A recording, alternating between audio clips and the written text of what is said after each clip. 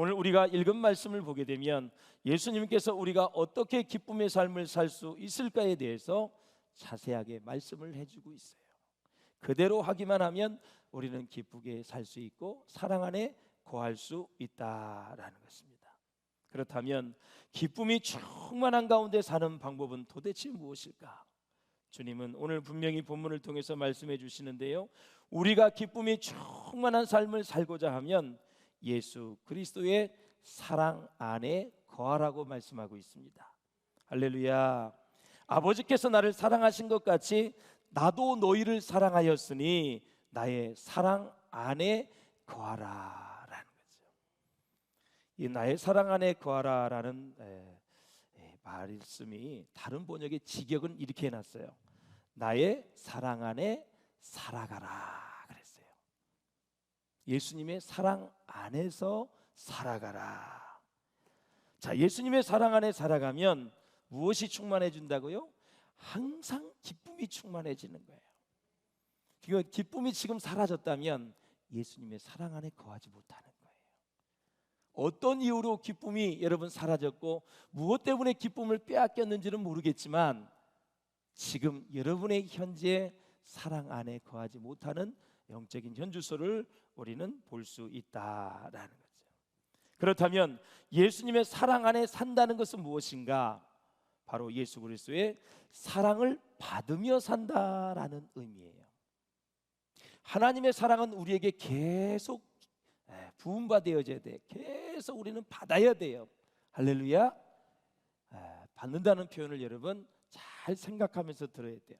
사랑은 내가 창출해낼 수 있는 게 아니라 만들어내는 게 아니에요. 막 이를 악물고 해서 막 사랑이 생기는 게 아니에요. 그냥 사랑은 하나님으로부터 받는 거예요. 왜? God is love. 하나님은 사랑이기 때문에 그 사랑을 받아서 유통하는 거예요. 못 받으면 유통할 수가 없어요. 하나님은 사랑인데 우리가 사랑을 어떻게 만들 수가 있어요? 많이 받으시기를 바랍니다. 사랑 안에 거한다는 것은 매일매일 시간마다 주님의 사랑을 받는 거예요.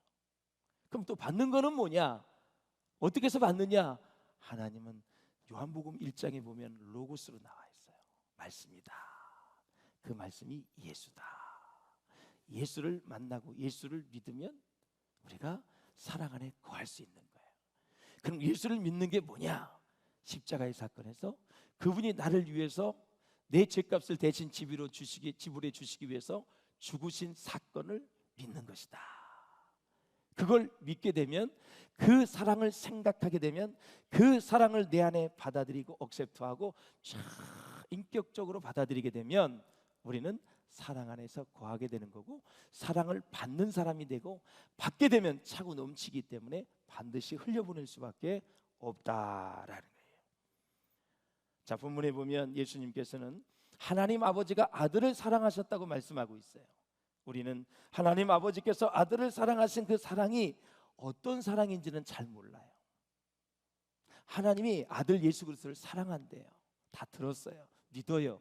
그런데 그 사랑의 깊이와 높이와 넓이는 알 수 없어요. 사랑하는 여러분, 그렇습니다. 하나님은 우리가 상상할 수 없는 사랑으로 아들을 사랑하셨습니다. 그리고 예수님은 또 아버지의 그 사랑으로 우리를 사랑한다고 말씀하고 있어요. 아버지의 사랑이 아들에게 부음받았고 그 아들 예수 그리스도가 우리를 사랑해요. 그러니까 하나님이 우리를 사랑하시는 거예요. 누구를 통해서? 예수 그리스도를 통해서요. 자, 9절을 한번 읽어보실까요? 시작. 아버지께서 나를 사랑하신 것 같이 나도 너희를 사랑하였으니 나의 사랑 안에 거하라. 아멘. 우리가 서로 사랑하는 것이 얼마나 중요한지 예수님은 제자들에게 설교하시면서 사랑에 관한 말씀을 무려 16절이나 할애하면서 강조하셨어요. 그래서 우리가 서로 사랑하지 않으면 하나님의 자녀라는 정체성이 흐려질 수가 있다. 너 오늘 어디 갔어? 나 비전교회 갔지. 교회 갔다 왔어. 나 예수 믿어. 이렇게 해도 지금 현재 내가 사랑하지 않는 사람이 생각이 난다면 우리는 예수의 제자로 인정을 받을 수도 없고, 하나님이 누구인가에 대한, 내가 누구인가에 대한, 그래서 내 자신이 누구인가에 대한 이 정체성에 대한 것들이 흐려질 수 있다라는 거죠. 우리는 사랑함으로써 주님의 제자로서의 증명을 하는 거지, 내가 교회를 왔다 갔다가 한다고 해서 사람을 사랑하는 건 아니에요. 내가 교회를 왔다 갔다가 해서 구원을 얻는 게 아니에요. 구원은 예수를 믿어야 되는 거고, 교회를 다닌다고 해서 구원을 받는 게 아니에요. 왔다 갔다 한 데서 우리가 사람을 사랑하는 건 아니에요. 지금 이 시간 여러분에게, 사랑하는 성도 여러분, 오늘 미운 사람이 한 사람이라도 생각납니까? 지금 생각이 난다면, 지금 나는 정말 하나님의 자녀인지, 자신이 누구인지에 대해서 자기의 정체성을 다시 한번 생각해 보아야 된다. 우리 한번 17절을 보실까요? 시작. 내가 이것을 너희에게 명함은 너희로 서로 사랑하게 하려 함이라. 18절 시작. 세상이 너를 미워하면 너희보다 먼저 나를 미워한 줄 알라. 참 평상시에 잘 지냈어. 직장에서도 학교에서도 사회에서도. 그런데 갑자기 너 종교가 뭐야? 나 교회 다니거든. 나 비전교회 다녀. 그럼 갑자기 걔가 얼굴이 이상해지면서 여러분을 싫어하고 자꾸 이상한 눈으로 쳐다봐. 그 안에는 어둠의 영이 있기 때문에 예수 믿는다고 하면 그냥 싫어지는 거예요. 싫어. 어둠이 있기 때문에. 빛으로 오신 분이 예수님이세요. 그래서 자기 어둠이 있기 때문에 평상시에 그냥 좋았는데 어느 순간 예수 믿는다고 하고 교회 열심히 다닌다고 하고 하나님이 나의 주인이라고, 하나님은 내 인생의 전부라고 이렇게 고백을 하면 점점 거리를 멀리하고 싫어해요. 그 안에 어둠이 있기 때문에 그래요. 빛과 어둠은 공존할 수가 없어요. 어둠은 빛을 싫어해요. 빛이 그 안에 장악을 하면 어둠은 다 사라지게 될 줄로 믿습니다. 그래서 세상은 하나님의 아들 예수님을 미워합니다. 예수를 믿는 사람을 미워하게 되어 있어요. 그래서 그를 믿어 제자가 된 우리도 까닭없이 미움을 당할 수밖에 없다. 그것을 이상하게 생각하지 말아라 라는 거죠. 목회 초년에는 사람들이 왜 저렇게 말을 하지? 왜 저렇게 생각을 하고 저렇게 행동을 하지? 참 복창이 그냥 막 너무너무 힘들었어요. 예. 근데 지금은 아니야. 당연하지. 어둠이 있는데, 죄가 있는데, 어두운 가운데 살아왔는데 당연한 거지. 그러고 나서 그를 도울 생각을 하니까 그를 위해 기도하게 되고, 자비와 긍휼의 마음을 가지고 그를 바라보게 되고, 끊임없이 중보하면 그 안에 역사했던 어둠이 서서히 물러가는 거죠. 아침에 안개가 꽉 꼈다가도 찬란하게 동쪽에서 햇빛이 쫙 떠오르면 그냥 안개가 싹 거쳐져서 아주 청명한 하늘이 보이는 것처럼 그 마음속에 어둠이 서서히 물러가서 그 마음이 정말 빛으로 가득 차게 되면 얼굴이 밝아지고 또 세상을 바라보는 눈이 달라지는 것을 볼 수가 있어요. 사랑하는 여러분, 예수님은 우리를 어떻게 사랑하셨어요? 하나님은 우리를 어떻게 사랑하셨냐고요? 한번 대답해 보세요. 하나님은 우리를 어떻게 사랑하신지 한번 대답해 보세요. 그 답이 요한복음 3장 16절에 있는데 읽어보세요. 시작. 이 세상을 이처럼 사랑하사 독생자를 주셨으니 그는 그를 믿는 자마다 멸망하지 않고 영생을 얻게 하려 하심이라. 아멘. 독생자를 준 것이 우리를 사랑한다는 증명이에요. 예. 이는 그를 믿는 자마다 멸망하지 않고 뭘 주려고? 예수님을 통해서 영생을 주시려고. 그분은 영원한 분이에요. 하나님이시기 때문에 영원한 분을 믿으면 영원히 사는 거예요. 사랑하는 여러분, 그래서 자신을 주신 사랑, 아버지와 아들은 본질적으로 하나이기 때문에 아버지의 사랑과 아들의 사랑은 같은 거예요. 믿습니까 여러분? 그래서 예수님 안에 머무는 것은 그분의 사랑 안에 머무는 것임을 알 수가 있고요, 예수님 안에 머무는 것은 그분과 접촉을 해서 관계를 맺고 그분의 보호와 능력을 받는 것을 의미하는 거예요. 믿습니까? 예. 그래서 예수님의 사랑은 상처투성이인 우리의 영혼을 회복시켜 주세요. 우리를 다 치유해 주세요. 그래서 예수님의 사랑 안에 머물고 있다는 것은 그분의 사랑을 먹는 거예요. 먹는 거예요. 제가 이종훈 장로님하고 친하게 지내고 막 밥을 먹고 정담을 나누면 계속해서 저분은 내 사랑을 먹는 거고 나는 장로님의 사랑을 먹는 거예요. 거기다 고백하기에서 목사님 사랑합니다 그러면 미치는 거지. 그리고 내가 장로님을 사랑한다 그러면 그렇다고 사귀는 건 아니야. 그런 세상 속세. 그래서 사랑을 먹고 사는 거야. 할렐루야. 사랑을. 그래서 예수님의 사랑을 먹는다는 것은 진리를 믿는다는 거예요. 그 진리를 내가 받아들인다는 거예요. 그분이 하나님의 아들이라는 걸 믿는 거예요. 그분이 세상을 구원하실 수 있다라는 것을 믿는 거예요. 그걸 내가 받아들이는 거예요. 예? 그래서 그 사랑을 먹는다. 예, 그런 표현을 써요. 예?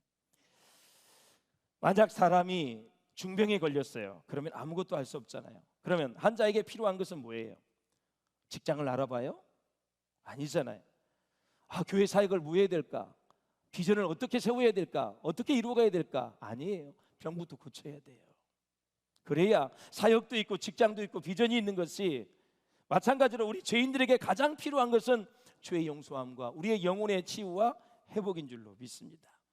그래서 예수님의 사랑 안에 머물러야 방황하고 병들어가는 우리의 영혼이 치유될 수 있다라는 거죠. 사랑하는 여러분, 하나님은 사랑이십니다. 그래서 예수님의 능력은 하나님의 사랑에 대한 확신에서 오는 거예요. 세상에서 가장 큰 능력은 뭐냐면 사랑 그 자체에 있는 것이 아니라 누군가로부터 사랑을 받고 있다는 확신에서 그 능력이 오는 거예요. 하나님이 나를 지켜주신다. 누가 뭐래도 하나님은 나와 함께 하신다. 그분은 나를 위해 죽어주신 분이다. 3일 만에 부활하신 분입니다. 나를 장차 저 천국으로 인도하실 분이다.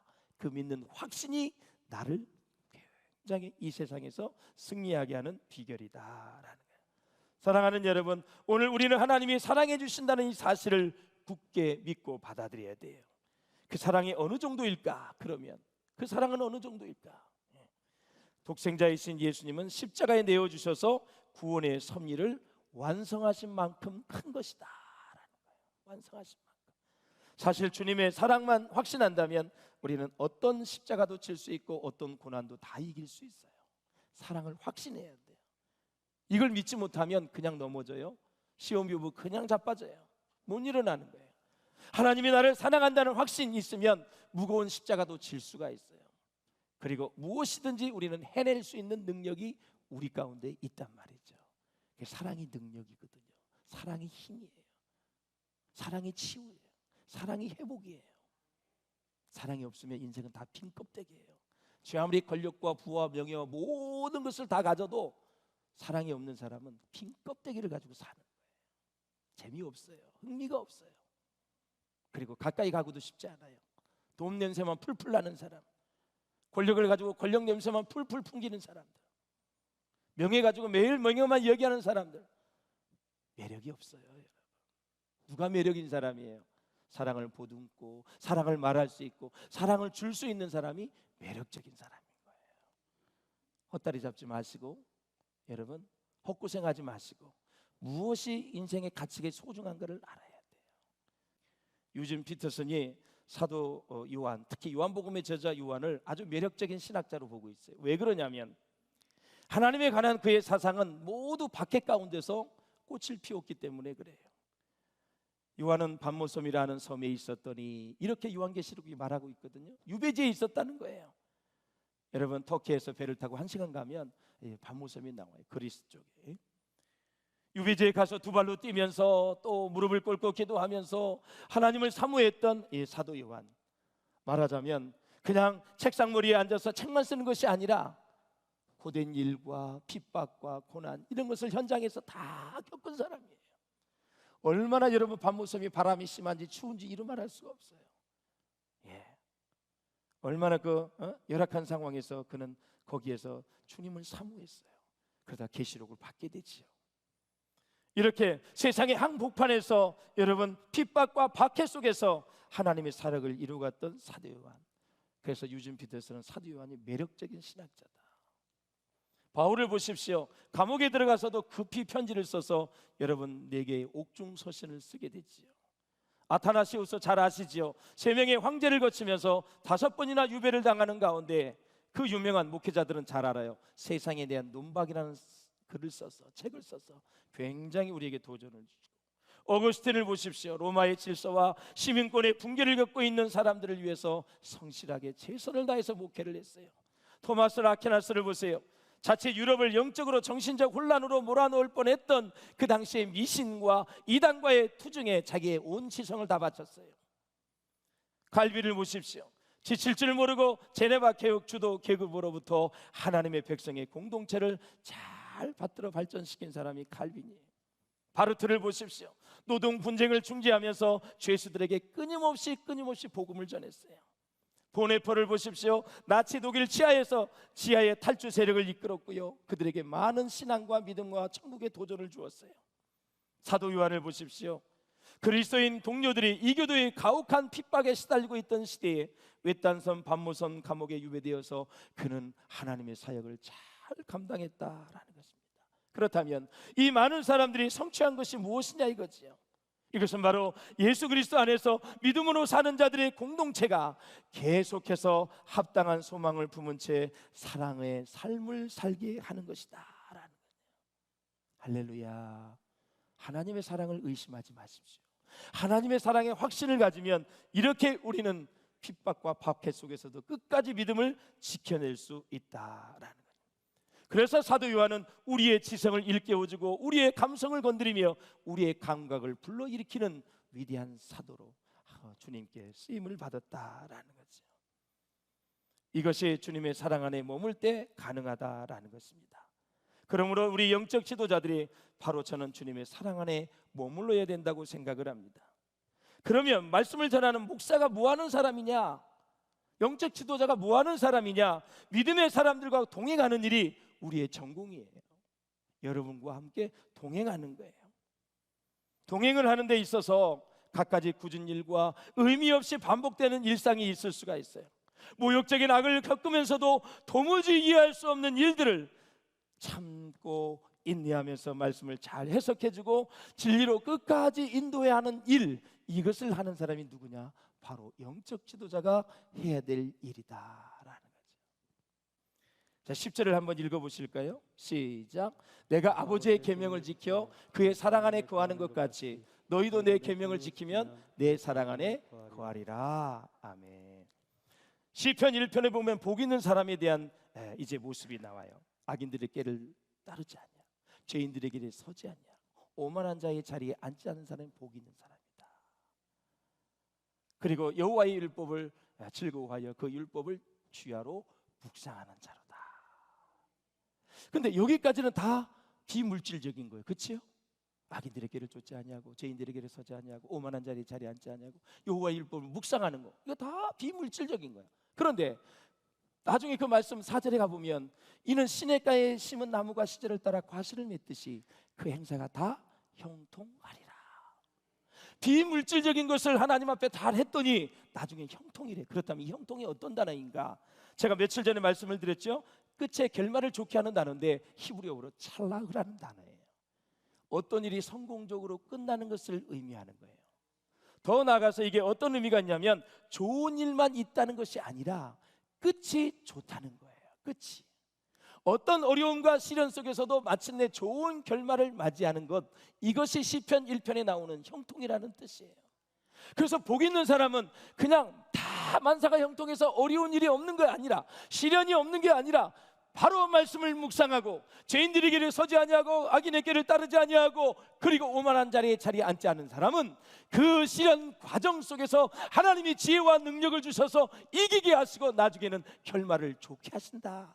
이것이 바로 형통이라는 찰라흐라는 히브리어 단어다 이거죠.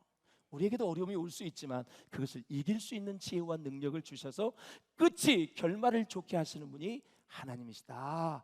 그것이 바로 형통이라는 단어다라는 거예요. 할렐루야. 그렇습니다. 사랑하는 여러분, 시편 125편 한번 읽어보실까요? 시작. 악인의 규가 의인들의 땅에서는 그 권세를 누리지 못하리니 이는 의인들로 하여금 죄악의 손을 대지 아니하게 함이로다. 여러분, 악이 영원하다면 아무리 신실하고 경건한 사람이라도 죄악의 손을 여러분 대고 말 것이에요. 악이 영원하다면. 그러나 하나님은 그것을 허락하지 않으십니다. 유업이나 압제가 믿음보다 과한 일은 결코 없었거든요. 욥도 그랬고 에레미야도 그랬습니다. 예수님께도 그랬습니다. 악의 세력은 오직 한때입니다. 그래서 다 지나가게 돼 있어요. 최악의 여러분 사태로 계속해서 지속되지 않는다라는 거예요. 의인이 고난을 당하고 여러분 시험을 당할 때 우리 찬송가도 있잖아요. 이 또한 지나가리라. 고통은 다 끝이 있고요, 다 지나가게 돼 있어요. 악은 한때예요. 영원한 것은 하나님이에요. 그걸 믿으셔야 돼. 그래야 시험을 이기고 어려움을 이길 수 있는 거예요.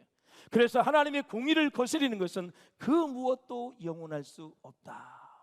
더 쉽게 하면 내가 지금 고통과 환난을 당하고 있는데 그게 영원하지 않다는 거예요. 왜? 고린도전서 한번 읽어보세요. 시작. 사람이 감당할 시험 밖에는 너희가 당한 것이 없나니 오직 하나님은 미쁘사 너희가 감당하지 못할 시험을 당함을 허락하지 아니하시고 시험 당할 시험에 또한 피할 길을 내사 너희로 능히 감당하게 하시느니라. 아멘. 하나님 보시기에 이제 그만 됐다. 그 때를 하나님이 다 알고 계신다. 내가 시험에서 벗어나려고 하지 말고, 내가 고난에서 스스로 벗어나려고 하지 말고, 그렇게 말씀을 묵상하고 이기고 인내하면 하나님이 자연스럽게 다 벗겨주시고 그 때를 주장하시는 분이다. 훈련을 이만큼 받아야 되는데 요만큼만 받고 싶어. 안 돼요. 하나님의 양은 이 정도야. 그러면 그걸 받아야 돼. 인생은 훈련이에요. 훈련된 만큼 쓰임받고 준비된 만큼 쓰임받는 거예요. 그래서 사람은 비전만큼 살고 기도만큼 이루는 거예요. 비전은 커. 근데 기도도 이 정도 돼야 돼. 비전은 이 정도인데 기도는 요거야. 이거밖에 못 이루는 거야. 그러니까 하나님을 신뢰하는 행위가 없이 비전을 이루기는 어렵거든요. 그러니까 비전도 크고 기도도 많이 해야 돼. 사랑하는 여러분, 말씀을 맺기를 원합니다. 기쁨은요, 그리스도의 제자가 되기 위한 자격이 아니라 결과예요. 결과. 네. 그리고 믿음과 순종의 길로 행할 때 찾아오는 것이 뭐냐? 기쁨인 것입니다. 유진 피터슨이 기쁨을 이렇게 얘기했어요. 기쁨은 풍요의 산물이다. 생기가 흘러넘치는 것이다. 모든 것이 조화롭게 역동하는 삶이다. 그리고 생기가 가득 찬 것이 바로 기쁨이다 라고 그랬어요. 그렇다면 과연 그 사랑 안에 거한다는 것, 머문다는 것은 무엇을 말할까? 바로 예수님의 계명을 지키는 것인데, 주님의 말씀에 따르는 것이 사랑이고, 주님의 말씀을 지키는 것이 사랑이고, 주님 말씀대로 생각하는 것이 사랑이다라는 거예요. 주님 말씀 생각하는 건 바로 골고다 언덕에서 인류의 죄를 사하시기 위해서 오신 예수 그리스도의 십자가를 생각하는 거예요. 그것이 주님의 사랑 안에 거하는 거고, 사랑 안에 머무는 거고, 그리고 계명을 지키는 거예요. 나는 유진 피터슨 이 학자가 이렇게 구분한 게 너무 좋아요. 아주 정리를 잘한 거예요. 여러분, 물질의 기본이 공기, 물, 흙, 불이에요. 그 다음에 지능의 기본이 듣기와 말하기, 질문하는 거죠. 그 다음에 이름 짓기와 숫자 매기기, 산수, 수학, 거기 과학 다 들어가겠죠. 정서의 기본이 두려움, 기쁨, 평화, 불안이에요. 영성의 기본은 신뢰, 사랑, 소망, 자비예요. 그러면 지금 사랑 안에 거할 때 기쁨이 넘친다는 것은 정서의 기본, 기쁨, 영성의 기본, 사랑. 이 두 가지가 뗄래야 뗄 수 없는 관계예요. 사랑 안에 거할 때, 사랑 안에 머물 때 기쁨이 충만한 거예요. 기쁨이 없다는 것은 내가 지금 주님의 사랑이 역사하고 있지 않고 그 사랑이 십자가의 사랑으로 지금 계속해서 내 안에서 일하고 있지 않는 거예요. 주님이 내 안에서 일한다는 것은 십자가의 사랑이 깨달아지고 다시 한번 되새겨지고 그것이 감격의 눈물이 나오게 되고 막 그런 상황을 얘기하는 거예요. 그때 나오는 결과가 기쁨이다라는 거죠. 오늘 한 주간도 여러분 기쁨으로 살 수 있기를 주의 이름으로 축원합니다. 여러분, 기쁨을 감출 수 없는 언어와 표현, 눈동자, 표정 한번 보셨어요? 너무너무 기쁜데 그걸 감추려고 할 때, 여러분, 남들에게 좋은 일이 있으면 표정 관리를 잘 못하는 사람이 있어요. 입을 삐죽거리는 사람이 있어요. 아니 옳시다. 정말 내가 하나님의 예수님의 자녀인지 생각해 보아야 됩니다. 외로움은 스스로 만드는 것입니다. 여러분 곁에 있는 사람에게 이유 없이 신경질 내지 마시고 짜증 내지 마시고 기쁨으로 살아갈 수 있기를 주의 이름으로 축원합니다. 기쁨은 세상이 주는 것이 아니고 하나님 아버지가 주시는 영원한 것입니다. 죽음이 와도 항상 솟아나는 하나님의 선물이 기쁨인 줄로 믿습니다. 하도 기뻐서 여러분의 눈이 작아지시기를 주의 이름으로 축원합니다. 기쁨이 넘치면 모든 세포가 살아난다 그래요. 긴장하면 화장빨도 안 먹는다 그래요. 기쁨이 넘치면 말이 부드러워집니다. 화내기보다는 온유해집니다. 눈빛이 정말 다감합니다. 어떤 실수도 죄도 용납해 줍니다. 율법적으로 기계적으로 냉정하게 사람을 대하지 마시고요, 기쁨 가운데 사람을 대할 수 있기를 바랍니다. 이 기쁨이 어디서 오느냐? 예수님의 사랑 안에 거할 때, 오신다는 것을 잊지 마시고 여러분의 눈이 정말 다정다감해서 많은 사람들에게 사랑을 흘려보낼 수 있는 저와 여러분 될 수 있기를 바랍니다. 독스러운 눈, 아주 살기가 가득한 얼굴 다 여러분 천군 천사와 같이 스마일로 바뀌시기를 바라고 기쁨이 넘치는 얼굴이 되어서 예수 믿는 비전교회 성도들은 역시 기쁨이 넘치고 사랑 안에 거하는 사람들이다라는 칭함을 받을 수 있기를 주의 이름으로 축원합니다.